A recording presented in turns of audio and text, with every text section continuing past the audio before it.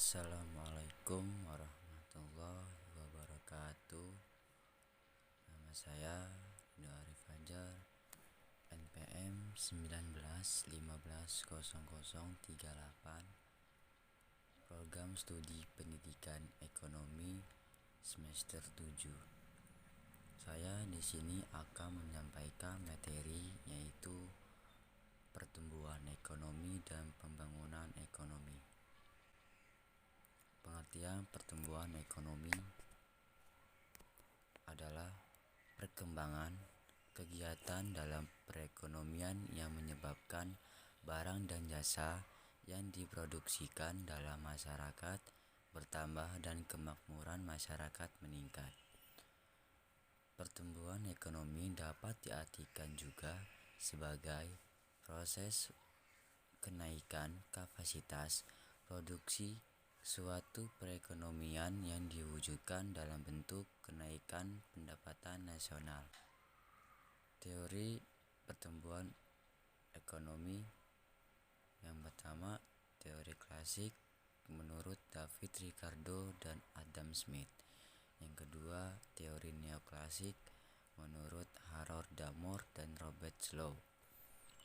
Yang ketiga, teori historis menurut Werner Sombart dan Friedrich List.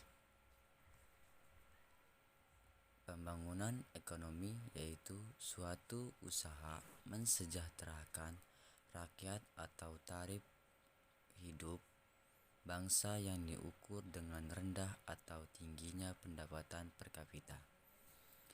Tujuan pembangunan ekonomi: 1. Peningkatan output per kapita. Yang kedua, peningkatan kesejahteraan masyarakat. Yang ketiga, pemerataan material dan spiritual masyarakat berdasarkan nilai-nilai Pancasila. Perbedaan pertumbuhan ekonomi dan pembangunan ekonomi.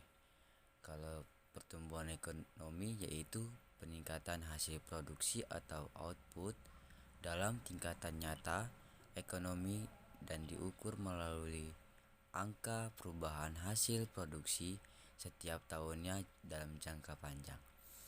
Dan pembangunan ekonomi yaitu proses atau langkah-langkah yang dilakukan oleh suatu negara untuk meningkatkan PNB dan pendapatan per kapita penduduknya dalam suatu pencapai pertumbuhan ekonomi. Faktor-faktor yang mempengaruhi pembangunan ekonomi ada 6: SDA, SDM, ilmu pengetahuan dan teknologi, sosial budaya, keadaan politik, dan sistem pemerintah. Masalah-masalah yang dihadapi dalam pelaksanaan pembangunan ekonomi di Indonesia. Yang pertama, masalah penduduk. Yang A, jumlah penduduk yang sangat besar. B, laju pertumbuhan penduduk yang pesat. Yang C, komposisi penduduk menurut umuran tidak menguntungkan.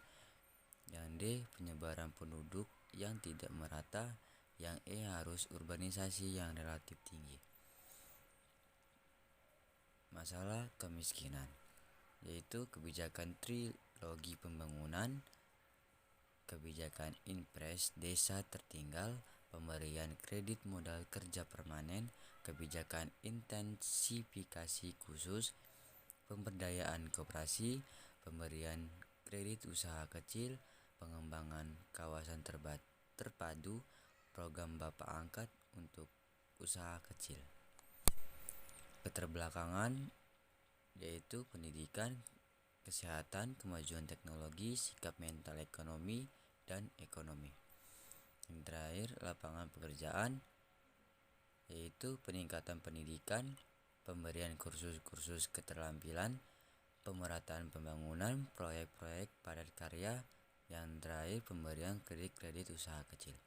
Sekian dari saya. Apabila ada salah, saya mohon maaf. Kepada Allah saya mohon ampun. Wabillahi taufiq wal hidayah. Wassalamualaikum warahmatullahi wabarakatuh.